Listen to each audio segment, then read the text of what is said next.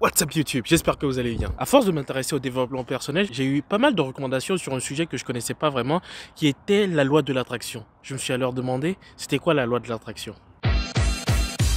En gros, c'est une loi basée sur la croyance qu'en se focalisant sur des pensées positives ou négatives, une personne puisse être en mesure de faire apparaître de façon réelle dans sa vie des expériences positives ou négatives. Je trouvais que ça sonnait un peu bateau, mais malgré ça, j'ai essayé de garder un esprit critique et de faire des recherches dessus, et je me suis rendu compte qu'il y avait des théories, il y avait même des livres scientifiques qui avaient été écrits sur la loi de l'attraction. Le truc, c'est que j'ai tendance à penser que si plusieurs personnes soutiennent une théorie, c'est dire qu'il y a une part de vérité dans cette théorie. Et même au-delà de ça, je pense qu'il y a toujours une part de vérité dans tout ce qui existe. Mais la véritable question à se poser, c'est pourquoi est-ce que ça marche?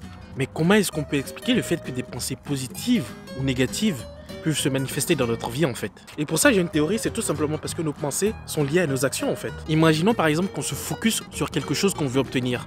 À force de nous concentrer dessus, notre psyché, notre imagination, notre créativité est mise à disposition et on arrive à trouver en fait des moyens pour pouvoir réaliser nos actions nécessaires pour atteindre cet objectif en fait. Mais malheureusement, ça marche aussi dans l'autre cas, des pensées pessimistes nous mettent en position de victime, et quand on est en position de victime, très souvent, on n'arrive pas à trouver des solutions à nos problèmes parce qu'on attend que les solutions apparaissent magiquement. Et vous l'avez probablement compris, ça correspond à ce que je parlais dans une de mes précédentes vidéos, il s'agit de la responsabilité de nos actions. Prendre la responsabilité de nos actions implique naturellement des pensées positives et constructives qui nous amènent alors à trouver des solutions à nos problèmes. Mais ce qui est intéressant, c'est que nous sommes presque à une équivalence mathématique. En effet, responsabilité implique pensée positive, mais pensée positive implique aussi responsabilité, en tout cas dans la majorité des cas. Ce qui explique justement cette loi de l'attraction. Et vous imaginez bien qu'en tant qu'expérimentateur que je suis, je vais tenter d'appliquer la loi de l'attraction pour essayer d'obtenir les choses que je désire le plus. La première étant de trouver un but à ma vie et de laisser une trace sur cette planète.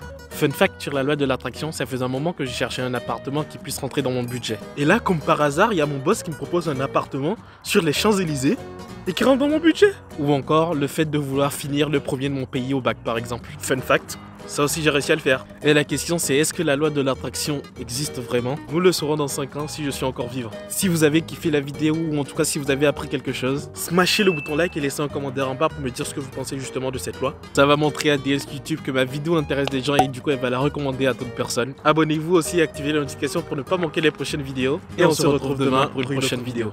Peace.